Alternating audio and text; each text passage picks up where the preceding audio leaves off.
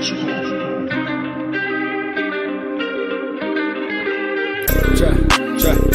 Chop it down. Chop it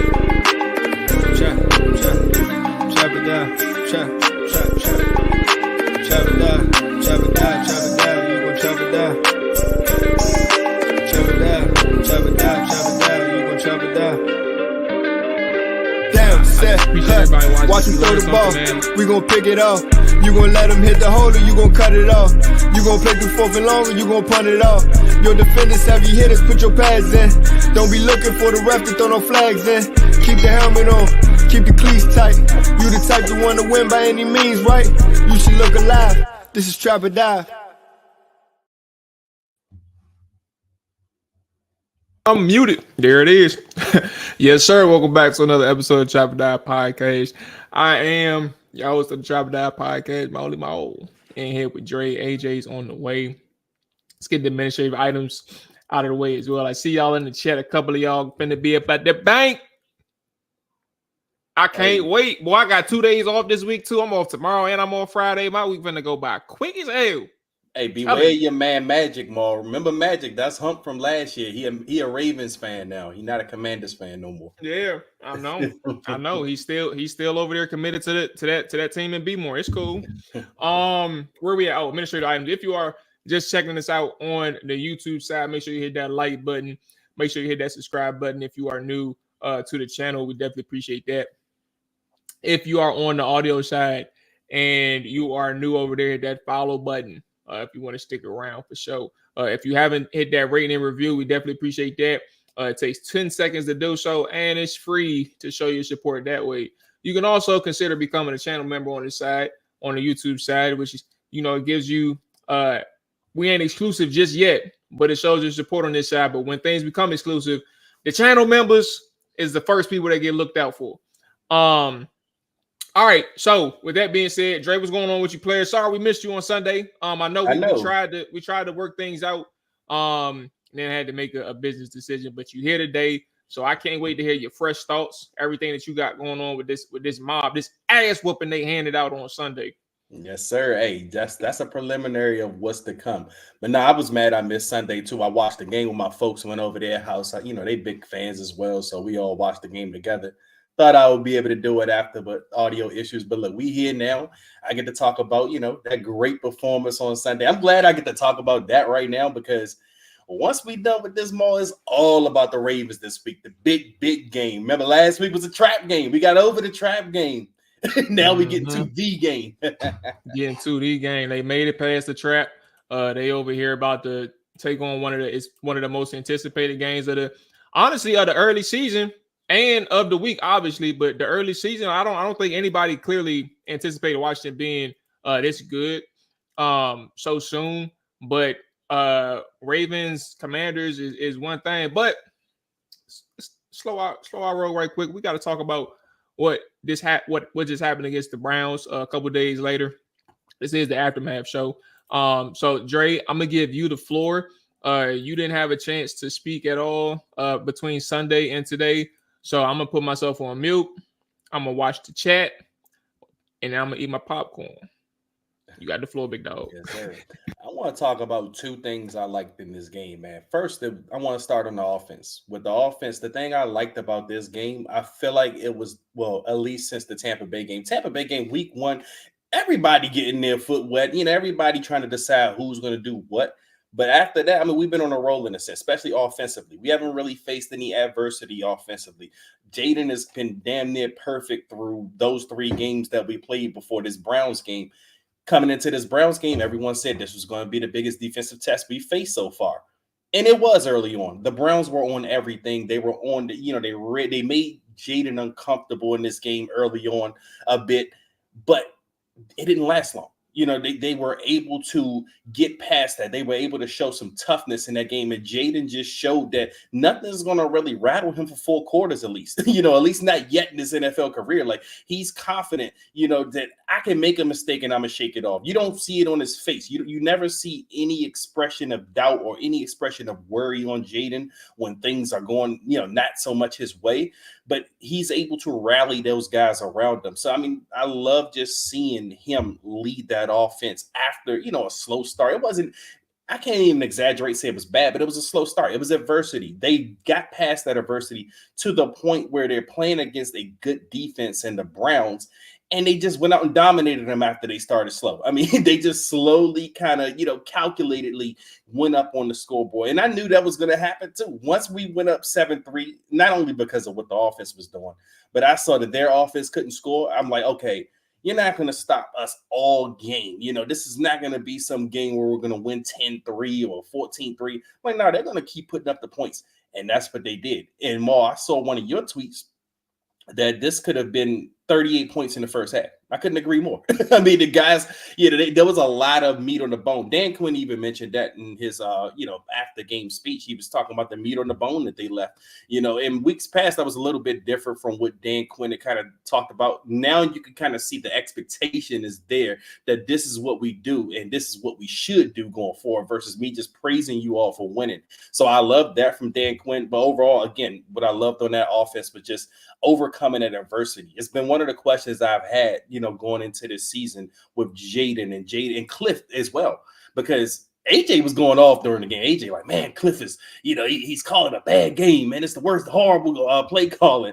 And it wasn't. I mean, honestly, I agreed in a sense with AJ that the play calling wasn't all the way there in the beginning, but Cliff adjusted. And that's been one of the knocks on Cliff is that he doesn't adjust. I thought he adjusted pretty well during the game, and he got those guys into the rhythm they needed to go in. So, I mean, that's where I'm at offensively. And on the defensive side of the ball, let's pause there and then we can break it up. Yeah. Got you. So yeah, offensively, man, I think that there were several different things that was impressive. First off, when we talk about statistics versus like talent on the field, the Cleveland Browns defense hasn't been playing, like they've been mediocre inconsistently from a statistics standpoint. But talent-wise is part of the reason why you saw Washington struggle early on. What's dude's name? Zadarius Smith. Zadarius Smith is making plays in the interior. Like they're lining them up to like head up against the tackle, and at the snap, he's rushing inside the A gap to the left side of Sam Cosmi, and he's splitting the center and the guard to get pressure and ultimately a sack. You're talking about JOK. His quickness and his explosiveness is too fast at times for offensive linemen to really get an angle on this guy to help the quarterback out on those RPOs and in those design quarterback sweeps. I think that what Cleveland did in terms of their discipline, like I heard what AJ said too, and like I try to be real patient when it comes to like understanding what a play caller is doing. I mean, everybody's entitled to their opinion, cool. But like I personally try to be patient because I want to see like what actually is going on after the game, and it's hard for me to like make that declaration in the moment unless there's something egregious, right?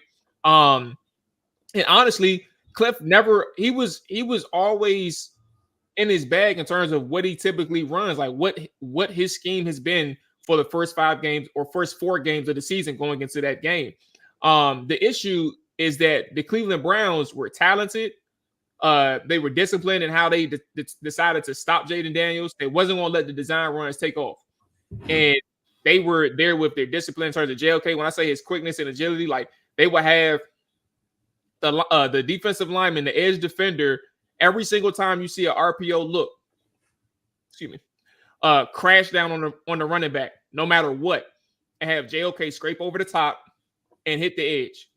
And that's exactly what happened every single time that Jaden and Cliff called those design quarterback runs or those RPOs because, but every time they called it, and Cleveland will have an answer for it. It was part of their scheme. It was part of their approach. So I think when we talk about like the back and forth in terms of like schematics and the Cliff versus Jim Schwartz thing, that is what was taking place in that moment. And Cliff didn't give way. Like he said, I'm going to still call mine. I'm going to try to catch you a couple times. I'm not going to just completely abandon this. It's part of our offense. And Jim Schwartz said, we ain't letting you win shit. Like, this is exactly what we're going to, like, you're going to have to beat us with your arm. You're going to have to beat us with, I thought my phone was ringing. You have to beat us with your arm. and you have to make plays. Your receivers gonna have to make plays because we're not gonna get off in terms of tight coverage. We're gonna bump you in man. We're gonna run tight zones. You better figure out a way, and we're gonna spy your quarterback. And I think that's what we're talking about, like the schematic side. There's so many different angles to this, and I think Washington, they did catch them on a couple times on the RPO keepers, but on tape, it's literally because the edge defender was asleep. He was bullshitting. And it wasn't because they actually didn't know who to get. It was no confusion. It was like they literally just, I'm laid off the ball. And now you can get around the edge. So that's one angle to look at it. But then when you're talking about Jaden Daniels and how he's able to really stress a defense, it's that 60-yarder, 66-yarder to Terry. You get pressure, you get the dialed up pressure, but not only do you get that dialed up pressure that's successful, you have a spy crashing down on Jaden in case he decides to leave the pocket. So it's like, you don't have nowhere to go on this 3rd and 13. We're not going to let you get out of the pocket. You're not going to beat us with your legs. You better find a way to connect with one of your receivers. Now you got a zone, and you got to hope that everybody plays well. But now you have a single high safety who is playing way too shallow. And when the play breaks down, Terry exploits that, and he's able to get behind that deep safety, and Jaden's able to see him for a beautiful 66-yarder. Those are things where you're like, if the play breaks down, I have a dynamic person with the ball in his hands every single play. If it's a drop back, of course, handoff one thing, but every single play, and I trust him to make a play if the protection doesn't work out, or if my play call or my route concepts are shut down. Now, that wasn't always the case against the Browns. Everything there was schematics that worked in Cliff's favor, pass protection that worked in Cliff's favor. Myles Garrett, clearly a non-factor. Chip help every single time on your edge, on both of your tackles and the edge defenders. They got chip help. And then on top of that, you got max protection sometimes with 2 tight ends in the formation. So like there's several different ways that they were able to work from a schematic standpoint throughout the entire game that Jaden connected with receivers. He was accurate on the move. I think the one egregious mistake was the actual interception. There was a 3-by-2 formation. Empty set, I think it was. I can't remember, but it was a 3-by-2 formation for sure. I'm sorry, not an empty set. You had Brian Robinson in the backfield, but it was a 3-man route concept, like a spot concept. You had the corner route, you had B-Rob go to the flat, and then you had Ertz run like this little return route inside. And on the other side, you had Luke McCaffrey and Terry McLaurin, and they run a 2-man combination where it's a flat slant, and Jaden just ran it. He just started his progressions on the 3 side, and it's super crowded over there. And I don't know what he didn't see. I mean, I don't know what he did in terms of like pre-snap processing to say I'm going to start my progressions on that side versus working the 2-man side where it was a true one-on-one with both receivers, and you have Terry streaking wide open on the slant route, and as opposed to like throwing it into the trip side or the 3 side where there's like 4 defenders over there.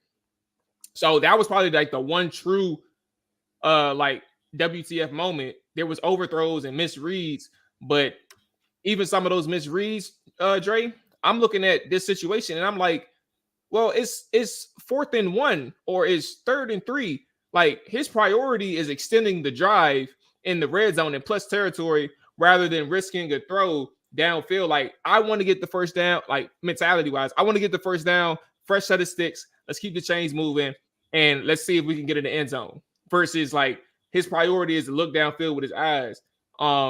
There was just so much nuance into this game that I think that it was a Jaden thing and a Cliff thing in terms of like, I'm going to make these plays work and never mind just those two, like Austin Eckler, playmaker, like he's getting skinny in holes and he's showing the vertical burst, right? Getting upfield to break for 60 or 50.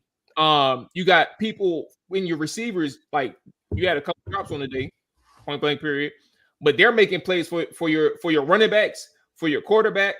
Like all of those things are elements in terms of like, if things don't work from a play call standpoint, or like if they don't work out for me, I'm going to make sure that my teammate eat. I'm going to do what I can to make the winning play. And that's what I think is important in this game, especially when you see adversity like that.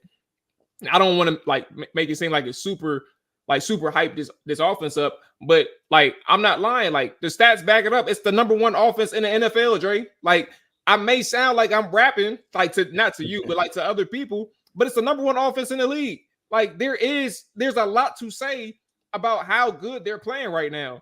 And despite of like a play call here or there from Cliff that may bring the notion like, oh, he having a bad quarter. I don't think that's the case. I think he's sticking true to his identity offensively, but also relying on his playmakers to make plays, and they're doing just that, bro. Mual, I actually, you speaking about the receivers, and I was sitting there thinking, I wish AJ was here right now because I would like to ask both of you this question, because this was something we talked about before the season. We've all pretty much graded the receiver room poorly, what they had after the Dotson trade. Where are we at now with the grade of the receivers? Because when I'm looking at it, everybody's doing something significant to contribute. Like, I mean, it's 1 week is OZ. Then you got Luke McCaffrey, he makes plays. When Noah Brown's healthy, he's making plays. Terry's having a damn good season at this point now. And I thought he had one of his worst games we've seen in his career, just only because he had 2 negative plays, a drop and a fumble in the game. But other than that, Terry's having a Terry season. Where are we at with the receiver group now? Are we ready to kind of change the grade that we had on these guys preseason now? And is that going up? Are we at a B now? Well, the question is actually for you and AJ. I'm glad you brought it up. Yeah. But remember, I said C+. I said that before the season started. And I said that for the reasons listed with the depth. I talked to you all about Zacchaeus. If you haven't seen it, talking to the chat, talking to the listeners, if you haven't seen the YouTube film session I did on Zacchaeus before the season started, you shouldn't be surprised. Like, it's there. And he got his opportunity just last week to really show what he got. But I said C+ then, and I still say C+ now. Noah Brown comes in, and he's like the Jahan replacement in a sense, but also like, you see what De'Ami Brown can do in terms of like specific roles. And I don't think that's going to change so much for this offense. You get them on the first level with your screens. You get them on the third level with your goals and your posts, however you can work them in. But also I think Terry's coming alive because like their connection and their trust is building. Whatever they do in terms of like a week-to-week, day-to-day communication and practice thing, that's I can't speak on that. But you can see by the week, like their connection is strong. It's stronger and stronger from the previous week. So I still say C+. I don't think that they have a super dynamic receiver. I think that'll take them over the top in terms of like the B+ ranges, B-, like, I mean, excuse me, not B+, not B- range, excuse me, but B+ range. Like you need more dynamic receivers. But because I'm not going to go from a C+ to a B-, like that's just a stupid bump. But you need another dynamic receiver in order to keep going. But I've always said C+, and the last thing I say is like you can win with C+. You don't like anybody who said, and this includes Dre and AJ. Sorry, respectfully, y'all my boys, y'all know that. But anybody who said less than a C, like a D or F grade area it makes no sense, bro. You can't win with nothing in that D range, and I just think people kind of had it like they just kind of had a imperfect idea of what C and above looks like. I personally had a D, and the reason why I had a D is because on paper the group was uninspiring. Now I didn't think they were the worst position group of all time. Now that was AJ. I think AJ had the F, but no, for me it was just like when I thought of the receiver group, I thought of production wise, and I'm looking at Zacchaeus is a journeyman wide receiver. I didn't think he was a bad wide receiver. Luke McCaffrey, we didn't know what he could bring as a rookie to the table. I don't even know if Noah Brown was here yet, whatever, but then there's Terry. No, he wasn't here yet. Noah Brown wasn't here. So that's another thing. Noah Brown wasn't there. Then there's De'Ami, who's done nothing pretty much in his career up to this point. And then you have Terry, who we all love and we support. We think Terry's great and all, but we still know that Terry, or at least has those limitations as far as being a bona fide number one receiver in this league. So that was the reasoning for my grade. But because Mual, you said you can't bump yours up from a C+ to a B- because that'd be stupid. I can bump mine up to a D- now. Damn, bro. So that's where I'm at with it more. And it's not even just because of what they're doing as far as yards or catches or whatever. I'm looking at how they are producing in this scheme. They're doing what Cliff is asking them to do. Like, everyone is bought in and they're in sync with Cliff. Wait, did you say D- or B-? No, B-. I'm at a B-. Yes, so I went from a D to a I thought B-. you said D-. No. Oh, snap.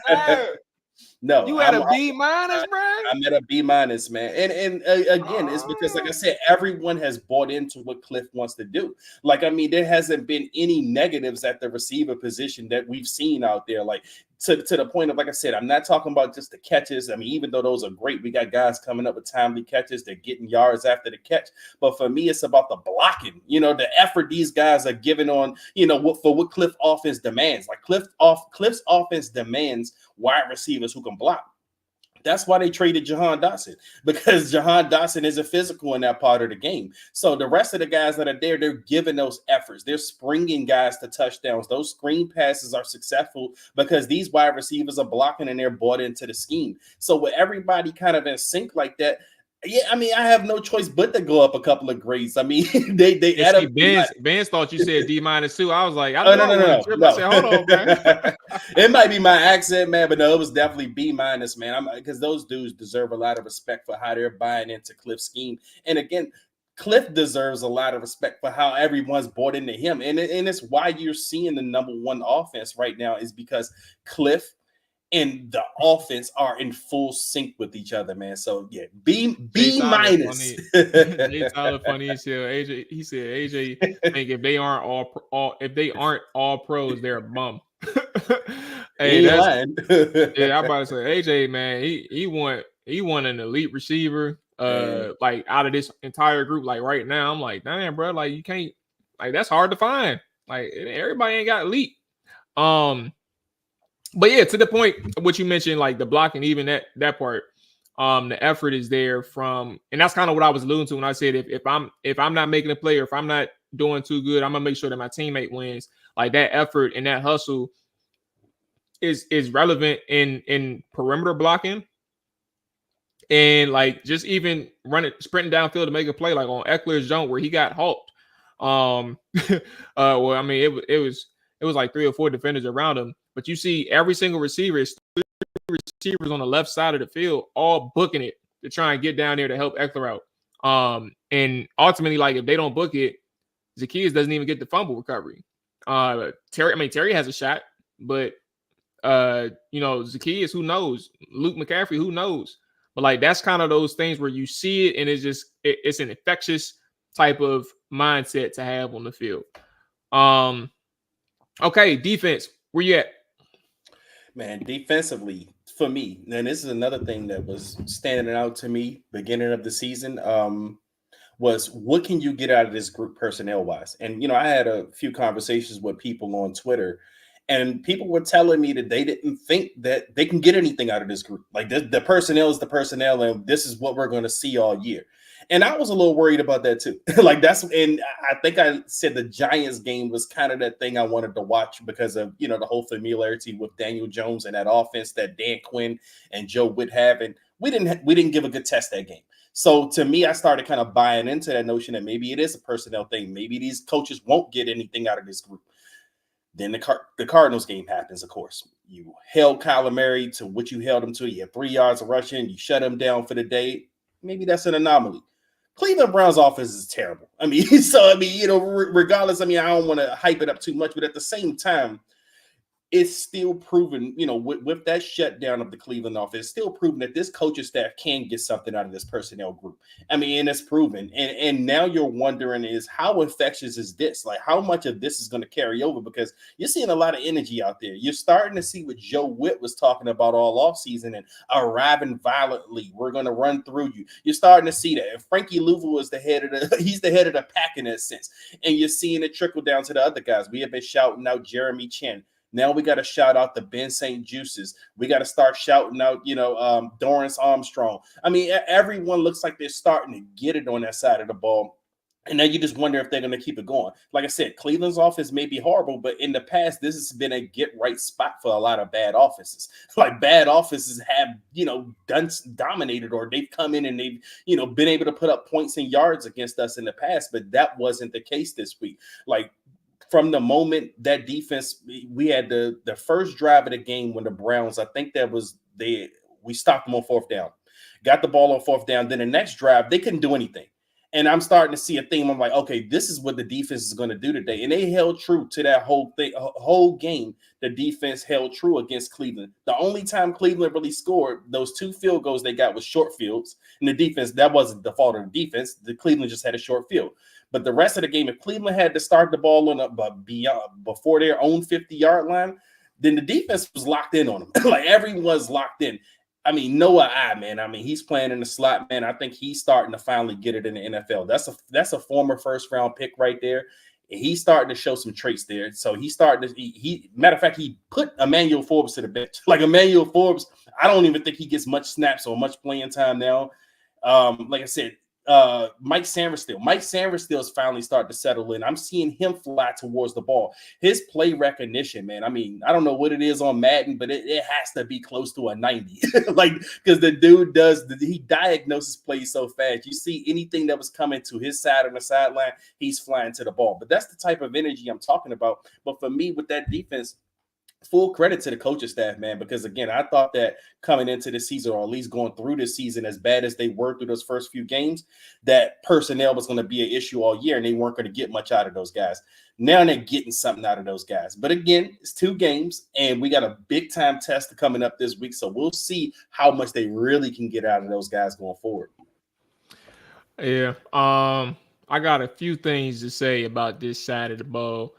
But I'm going to do it right after we hear word from one of our sponsors, the Underdog Fantasy. So we'll be right back. All right, let's take a break from the show right quick. And let me tell you something about Underdog Fantasy. It is the greatest time of the year because football is back and it's here to stay till February. You can win up to 1,000 times your money just by choosing higher or lower on your favorite player stats, such as touchdowns, passing yards, and more. Peep that touchdown saying, right? If you're a Commanders fan, Jaden Daniels, Brian Robinson, you're looking like money. You can make that entry on Underdog Fantasy. Choose higher on their touchdown total. Get you some bread. Making picks on Underdog is straightforward and signing up is even easier. Just head over Underdog's simple to use mobile app or UnderdogFantasy.com. Sign up with promo code TrapperDive and Underdog will give you a free pick to use on your first cash pick'em entry, plus up to $1,000 in bonus cash when you deposit. That's Underdog Fantasy promo code TrapperDive to claim your new customer special of a free pick and your deposit offer. Must be 18 or older, 19 or older in Alabama and New England, 19 or older in Colorado for some games, 21 and up in Massachusetts and Arizona, and present in the state where Underdog Fantasy operates. Terms apply. Void in Colorado. Concerned with your play, call 1-800-GAMBLER or visit www.ncpgambling.org. Arizona, call 1-800-NEXT-STEP or 1-800-639-8783 or text NEXT STEP to 53342. In New York, call 24/7 HOPEline at 1-877-8-HOPE-NY or text HOPE-NY to 46736. So about this defense, man, I wholeheartedly agree that Deshaun Watson is terrible. I think he sucks. I've been saying that on all 32 sides of the Trapper Dive podcast too for a long time. For those who listen on that side as well, I think he sucks. And I don't know how many more ways that I can say he sucks. He's trash, ass, garbage juice. So he's gonna be out the NFL soon. Can't even play in the XFL. Got to put him in the Arena League. But no, I say that to say, you do got to take this with a grain of salt. But I think you got to look at certain avenues in which the defense did play well. There was moments where you would see Deshaun Watson hold on to the football a little bit too long, where he did have some reads, and you got to pull the trigger, doesn't do it, ends up getting sacked or pressured, or he scrambles outside, and he gets like a 2 or 3 yard gain, gets hit. But I also think, for the most part, because you got to think, and he only threw for like 120 something yards. Quarterbacks are going to connect. Good quarterbacks are going to connect in against zone coverage, right? They see the void. If they're good enough, they're going to play within timing. They're going to have the anticipation. Like, you're going to give up some passes. Every quarterback isn't going to throw for 125 yards. And every good quarterback ain't going to throw for 125 yards. You're going to throw for more. Probably throw for over 225 yards, right? Point blank period, deal with it. I think Washington against Cleveland, what they did well was like the smaller things. Side note, I still think that they struggle in terms of their pass rush. Still think they struggle with their stunts and their line games. It looks a little sloppy and uncoordinated, or like they just need to continue work on that. But in terms of like their assignments in defending a mobile quarterback, like there was this one play that I thought was special. It was actually similar to what Jim Schwartz did on the other side. But you start in a 2-high shell. You got man across the board.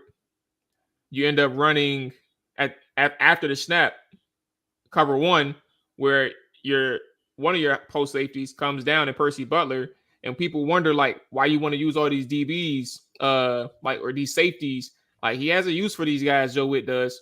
It's not always Quan and it's not always Jeremy Chin on the field, but you got Percy Butler come down as your robber, but he's also a spy on Deshaun Watson. And you get a pressure from Dorrance Armstrong, forces Deshaun Watson out of the pocket, and now your robber becomes your spy.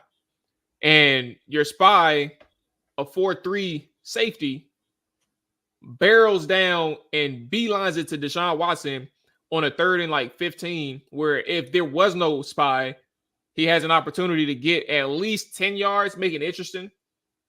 But he meets him before he even gets like a yard or two. So now he's forced to throw it away. And he tries to make a throw to a receiver, is incomplete. But like the schematic part of like how I'm going to utilize my robber in eliminating the middle of the field, but also if this dude decides to run, I got a 4-3 safety who can book it and eliminate any opportunity of this man trying to take off and get some yards.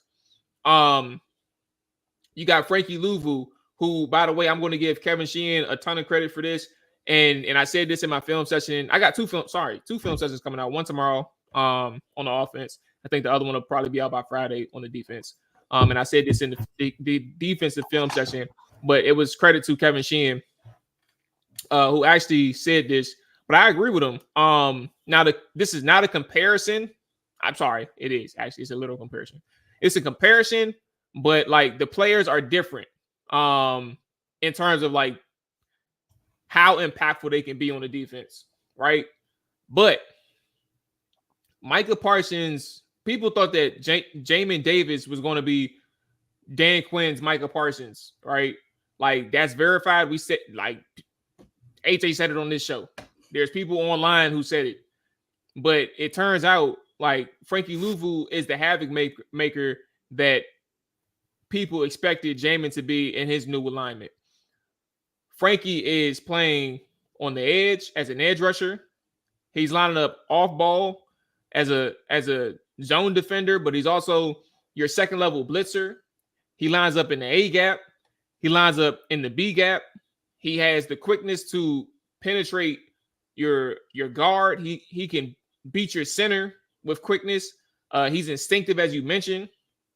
He flows and he makes this defense as impactful. I mean, excuse me, as much of a difference maker as he can. And I think those are kind of the things where, like, you look at certain players on this side of the ball, and I look at Frankie, I look at Bobby, and I look at Benjamin St. Juste.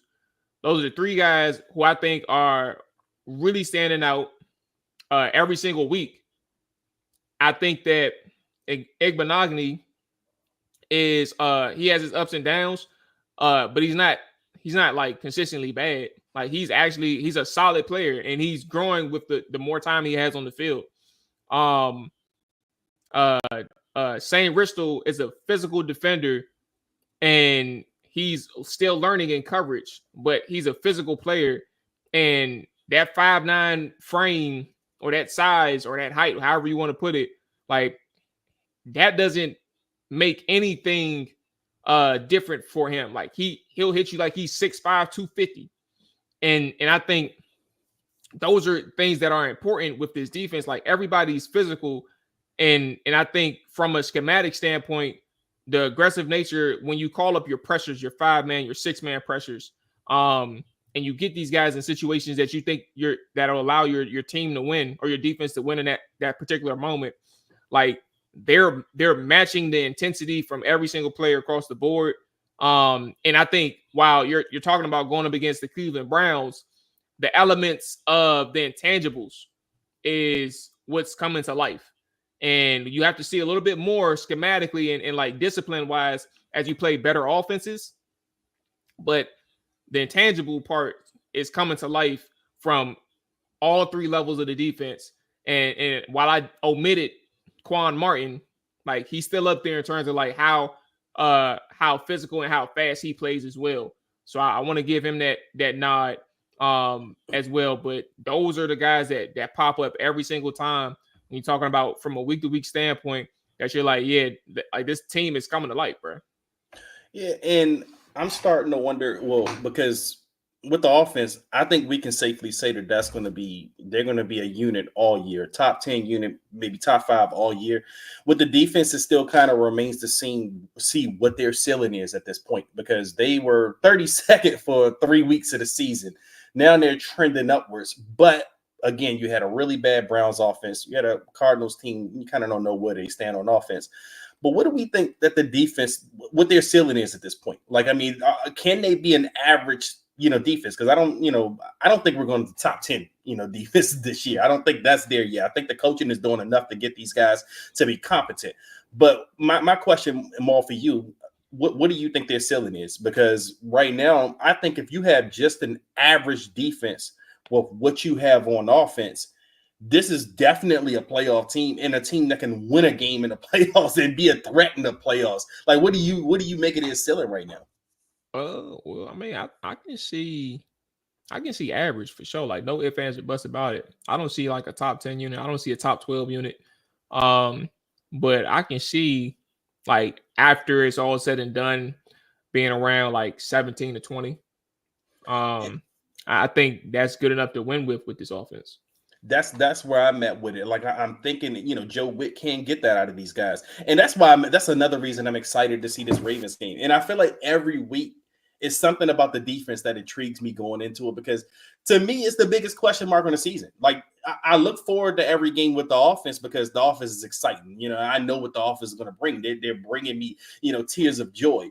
But the defense is like, I'm still wondering, what do we have with this group? And the last 2 weeks has given me some encouragement, because I'm like, we can go out there and really have a damn season now if this defense is average. Because even when the offense was balling, when the defense was doing bad, I was still hesitant to kind of, say what this team could do this year. I'm still looking at next year like, oh, man, this is just the beginning. But now if the defense is showing you that they can at least be average somewhere around middle of the pack, maybe between 15 to 20 in the rankings or something like that, that's what every contending team pretty much has. I mean, the Bengals, the Chiefs, when they were running the Bills, all of these teams, these teams just have competent defenses to go along with the explosive offenses.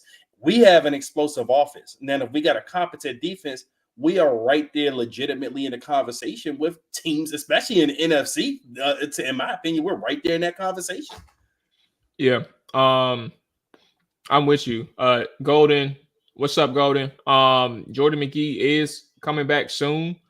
He just got elevated. Him and Rafael Bada last week got elevated off the injured reserve. That's what it was. So he should be coming back soon. I don't know how much of an impact he's gonna have. With Louisville and Wagner not coming off the field, like they play 100% of the snaps. So I think McGee probably was going to come into this season as like a special teams guy, with like some sprinkle of defense. Yeah. But we'll see. We'll cross that bridge when we get there. Well, I think on that subject more with McGee, because I'm with him coming off injury, it may take him some time to get his feet under him and get up to the NFL speed. So we may not see an impact for him for a while. But it gets me to thinking about a guy I haven't honestly paid much attention to, and I know you have because you watch film. But Johnny Newton, like what kind of impact is he bringing? Is he getting better on a week-to-week basis from your standpoint? Because he didn't have that preseason, and we haven't seen him make the impact in terms of what our eyes can see. But do you see something that says maybe this guy will start to get it going soon? Before I answer that, shout out to John Allen. And I said this in a film session that's going to be coming out soon too. I gave him hell, and I thought it was well deserved for the first few games. But let me just show this one play, and then we can get back to the conversation, because this was something where I look at John Allen, I'm like, oh, he be hearing somebody told him something, bro. Somebody told him something, bro. Hold on, where is it at? All right. Why not? Let's take a look at your boy John Allen, bro. Oh, he booking it to D-Watt, bro. That ain't no half-ass effort, bro. No, that's what we want to see. That's what we expect to see out of him. He booking it. Yeah, no, that's what we expect to see out of Jay Allen, man. He booking it, bro. And I gotta make sure that I put that on the show, just to show that John Allen is hearing people talk, because that was not the case the first couple games. And it ain't like he was hurt. Like, there ain't no secret injury that people can kind of excuse him. He wasn't doing that shit. I think he's buying in. Or somebody talk to him. It's hard to half-ass it when you got guys like Frankie Louisville out there, running with his head off to every play. So when you see that, it's infectious. Oh, hey, hold on. Hey, John, he been flashing the last couple games. We ain't gonna do that. That's my boy. That's your man. That's your boy right there. I told people they need to be patient on John. I mean, on John. He did ball out. Yeah, I think the biggest thing with Phil, bro, is like he couldn't stack performances together. He was hurt. Like, he just hurt. But like, he's in a system. Jonathan. All right. Oh, where was I at? Newton. Newton is cool. I think he's still learning, but I think he's like his you can see his burst, you can see his explosiveness there.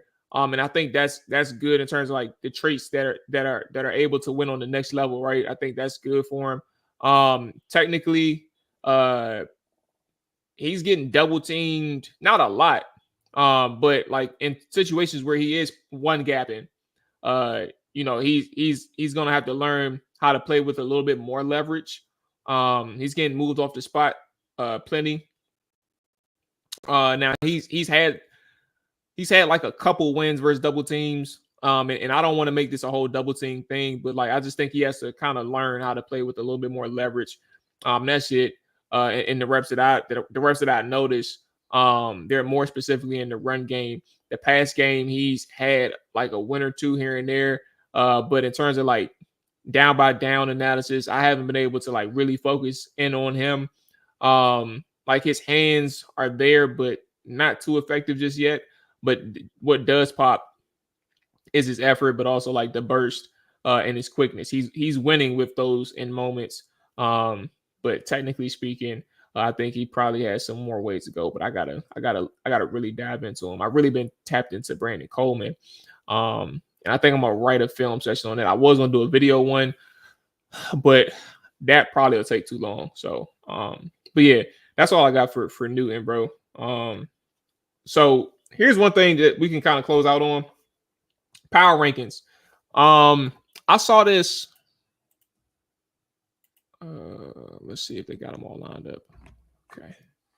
So shout out to Hogshaven, who does dirty work for all of us. So as I go through the list, power rankings across the NFL, like internet that or outlets that cover the NFL, they have Washington ranked as high as 4 in the NFL and as low as 16. So Sports Illustrated is at 4. The Athletic ranks them at 5. Oh, am I reading this right? No, the Athletic and Sports Illustrated ranks them at 4. Pro Football Talk ranks them at 5. NFL.com ranks them at 6, as well as CBS Sports 3013, Fox Sports.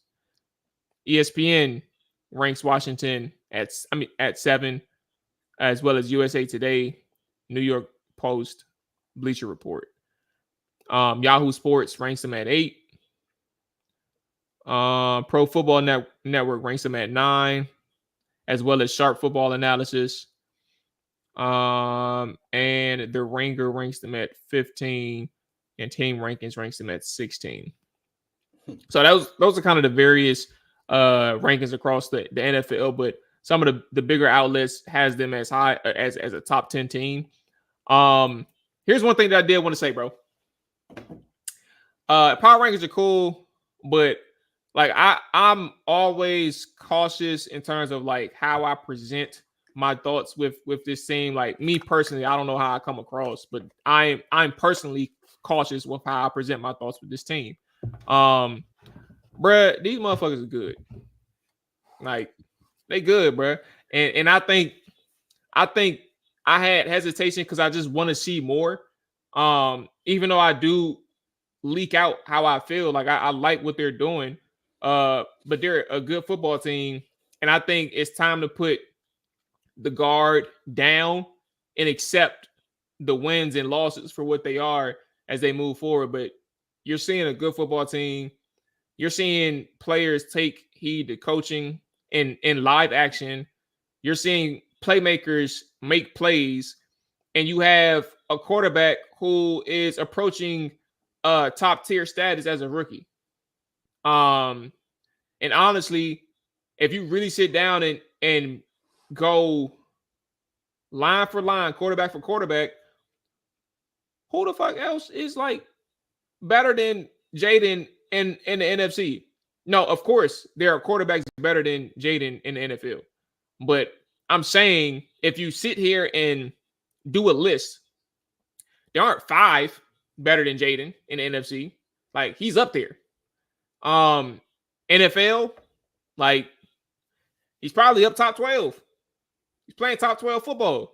So, like when you have that at your biggest position, bro, everything else is to follow. This is a good football team. No ifs, ands, or buts about it. And I think you're talking about a team who honestly is looking at if there's no 500 football the rest of the way, you're looking at a team who's going to get you your first 11-win season in a long time, Dre. Look, if we're going to talk about power rankings and everything right now, if you want to rank them right now, you have to rank them based off of who's showing you the most and, who's not showing you. We are playing top 5 football right now in the NFL, so it's not egregious to see them put right there. And for the thing is, if you want to rank them at 16 or something, maybe you're hesitant and all, you're kind of suggesting that there's going to be some kind of drop off, or you're expecting some kind of drop off.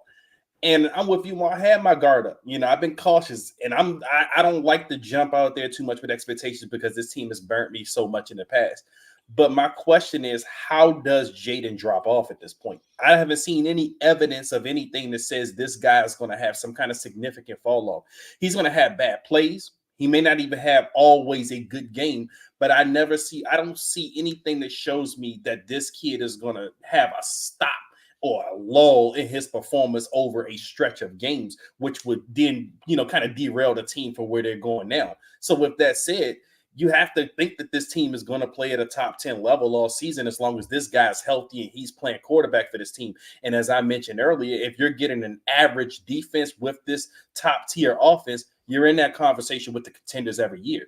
And we've been talking about for years.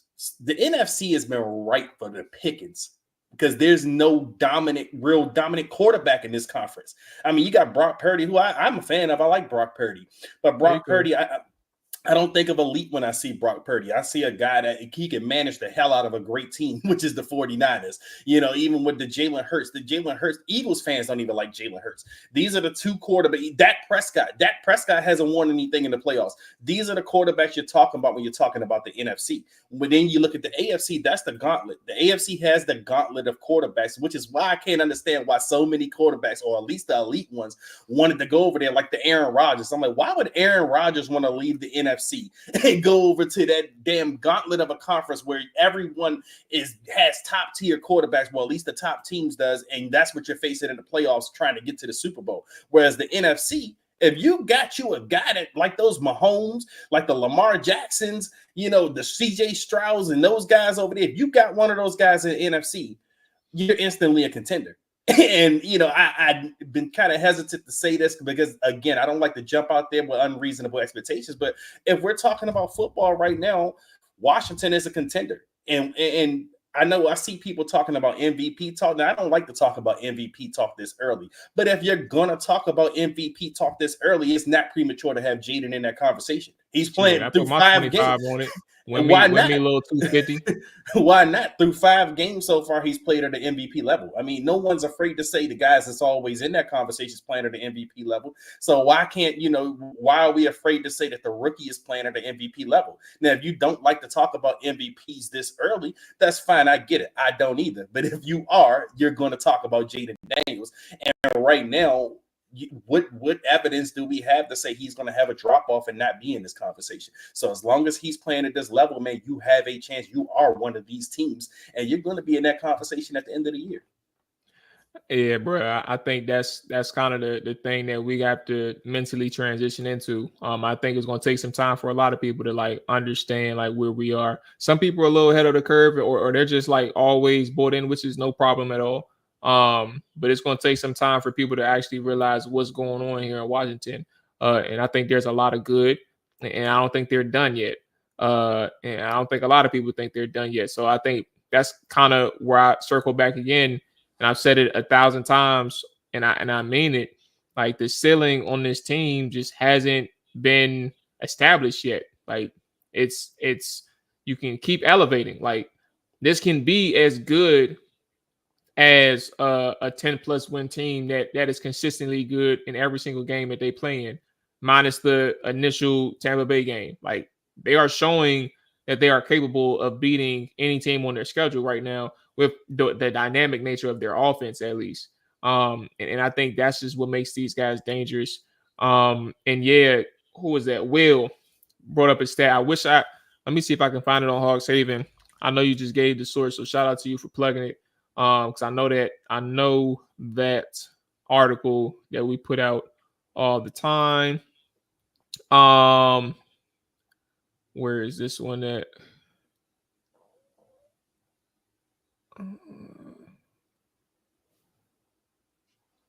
Good Lord, they put all of this stuff in here.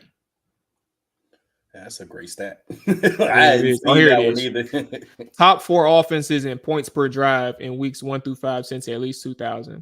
Number 1, the 2020 Packers, where the MVP was Aaron Rodgers. 2000 Rams, aka the greatest show on turf. MVP was Marshall Faulk.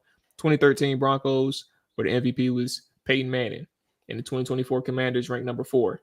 And their quarterback was Jaden Daniels. So that kind of shows you the trajectory in which this offense is at right now. So yeah, man, I don't think the ceiling has yet been established. I think everybody needs to enjoy what we got going on. I'm telling you all now, put my guard down. I'm going to that goddamn game on Sunday, boy. I'm going to be lit. And they moved our flag football game up to 8 a.m. instead of 9 a.m. So I can really get to our flag game. Bro, when is the flag game? Because that's you in Baltimore. No, yeah, so not the flag game is in Bladensburg. Okay. So yeah, it's in Bladensburg. I'm like 20 minutes away from Bladensburg. Go back home, take my shower, and then I'm gonna hit the road. Probably try and get some tail. I know some people up there, John, that's gonna be tailgating, so I'm about to get lit with them, or maybe link up with AJ early. I gotta find out about the parking spot. But yeah, so if I can park at AJ spot, then I probably just head straight there and then try to make moves to the stadium. So we figure this thing out. But yeah, believe in it, man. Shout out to Red T. Believe, baby. But yeah, that's going to do it for us, man. Y'all appreciate. Well, hold on. Okay. Oh, Austin Gill. Yeah, that was the author or the person who tweeted that information. Okay. All right. So yeah, that's going to do it for us. Hope you all enjoy, man. Hit that like button, hit that subscribe button as always. Film sessions are coming out tomorrow and Friday. Anywhere between Wednesday and Friday. So just be on the lookout for both of those. All 32 is on tomorrow as well. But yeah, that's gonna wrap it up for us, man. Y'all be safe. Enjoy y'all evening, man. Peace.